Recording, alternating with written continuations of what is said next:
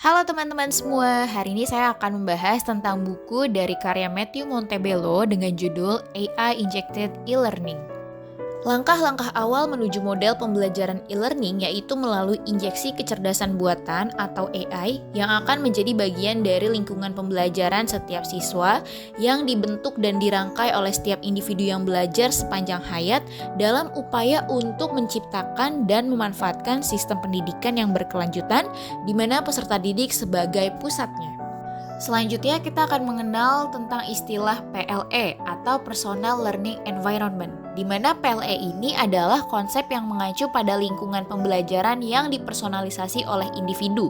PLE ini memungkinkan individu untuk mengorganisir, mengelola, dan mengakses sumber daya pembelajaran mereka sendiri, termasuk bahan-bahan pembelajaran, alat-alat, jaringan sosial, dan aplikasi yang akan digunakan dalam pembelajaran.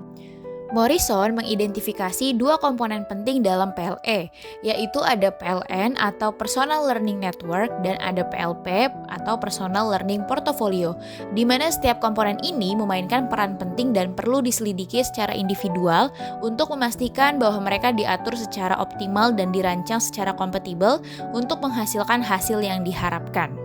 Nah, kita akan membahas lebih lanjut tentang PLN.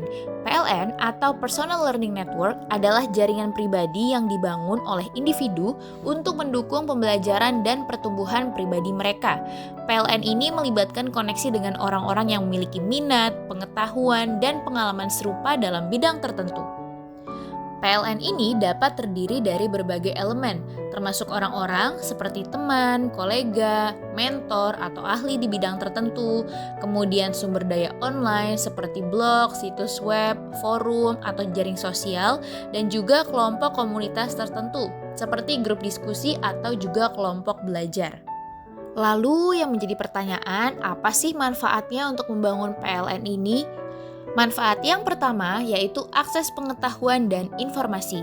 PLN memungkinkan Anda terhubung dengan orang-orang yang memiliki pengetahuan dan pengalaman yang berharga dalam bidang yang Anda minati. Mereka dapat berbagi sumber daya, artikel, buku, atau pemikiran terbaru yang relevan. Manfaat yang kedua yaitu dukungan dan umpan balik. PLN ini dapat menjadi tempat untuk mendapatkan dukungan, inspirasi, dan umpan balik dari orang-orang dengan minat yang serupa. Mereka dapat memberikan perspektif baru, memberikan bantuan, atau memberikan tanggapan yang membangun terhadap ide-ide Anda. Manfaat yang ketiga yaitu kolaborasi dan pertukaran ide. PLN memfasilitasi kolaborasi antara anggota untuk berbagi ide, berdiskusi, dan memecahkan masalah bersama. Nah, ini memungkinkan pertukaran pemikiran yang kreatif dan saling memberi dorongan untuk pertumbuhan setiap individu. Proses pendidikan tidak hanya ditemukan dalam konten dan pengetahuan, tetapi juga dalam berbagai kegiatan yang memungkinkan penggunaan melalui web yang interaktif.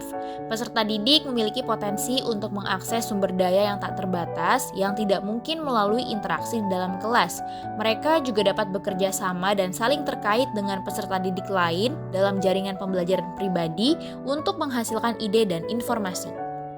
Komponen selanjutnya yang akan kita bahas yaitu PLP atau Personal Learning Portfolio.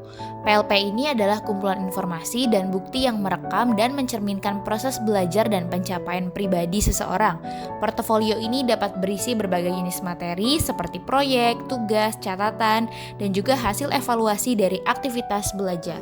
Tujuan dari Personal Learning Portfolio adalah untuk membantu individu merencanakan, melacak, dan mengevaluasi kemajuan belajar mereka seiring dengan berjalannya waktu. Ini juga dapat menjadi alat yang berguna untuk merefleksikan pencapaian dan tujuan yang telah tercapai, di mana mereka masih perlu mendapatkan perbaikan.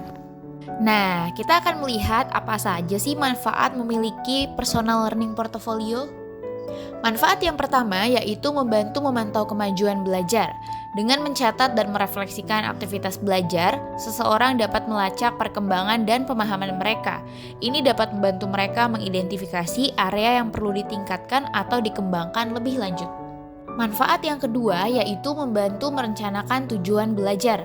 Portofolio pribadi dapat membantu individu merencanakan tujuan belajar mereka dengan lebih efektif. Dengan melihat kembali catatan dan refleksi sebelumnya, seseorang dapat membuat rencana yang lebih baik untuk mencapai tujuan mereka. Manfaat yang ketiga adalah memfasilitasi pembelajaran sepanjang hayat. PLP mendukung konsep pembelajaran sepanjang hayat dengan memberikan sarana untuk mencatat dan mempertahankan pengalaman belajar sepanjang hidup. Ini dapat memotivasi seseorang untuk terus belajar dan mengembangkan diri. Dalam hal ini, PLP dan PLN saling berkaitan karena pembelajar dapat berbagi, berkolaborasi, dan berkontribusi dalam jaringan pembelajaran dengan bantuan portofolio mereka. Hal ini berkontribusi pada proses peningkatan pembelajaran individu, e-learning yang efektif, dan peningkatan kognitif. PLE menggabungkan bukan hanya dua konsep sebelumnya yaitu PLN dan PLP, tetapi juga menggambarkan inti dari pendidikan.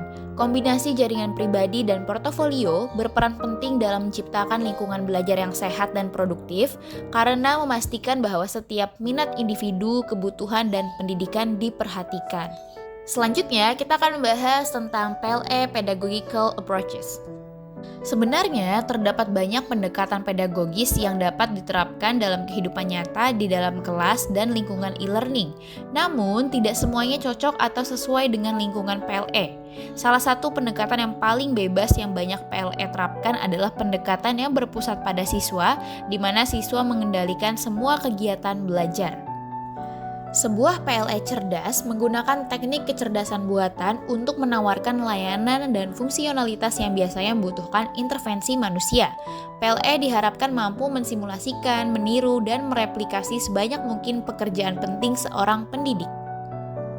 Kesimpulan dari buku yang telah saya baca ini adalah PLE cerdas ini harus sepenuhnya berpusat pada pembelajar dengan PLN yang dinamis dan aktif bersama dengan PLP yang dapat berkembang dan juga relevan. Semua elemen dan komponen penting yang diperlukan untuk mengusulkan PLE yang benar-benar cerdas sebenarnya telah ada, yaitu sebuah sistem e-learning yang disuntikan dengan kecerdasan buatan atau AI injected telah disajikan.